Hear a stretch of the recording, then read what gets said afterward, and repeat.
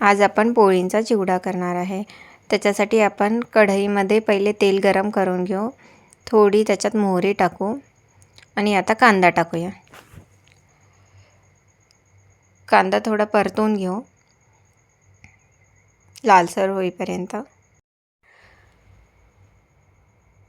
आता आपण याच्यामध्ये हिरवी मिरची टाकूया, त्याच्यानंतर कढीपत्ता, हळद, तिखट, 1 चमचा तिखट टाकायचं, 1 चमचा हळद टाकायची, 1 चमचा मीठ टाकलंय, चवीनुसार टाकलं आहे।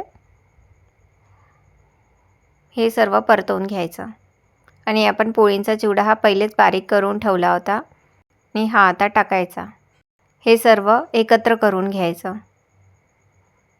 एकजीव झालं पाहिजे, सर्व व्यवस्थित परतवून घ्यायचं छान। आणि आता हा चिवडा आपण 5 मिनिटं होऊ देणार आहे। 5 मिनिटात आपला चिवडा तयार होऊन जाईल। आता आपण 1 चमचा साखर टाकलेली आहे याच्यात आणि 1 लिंबाचा रस पिळलेला आहे।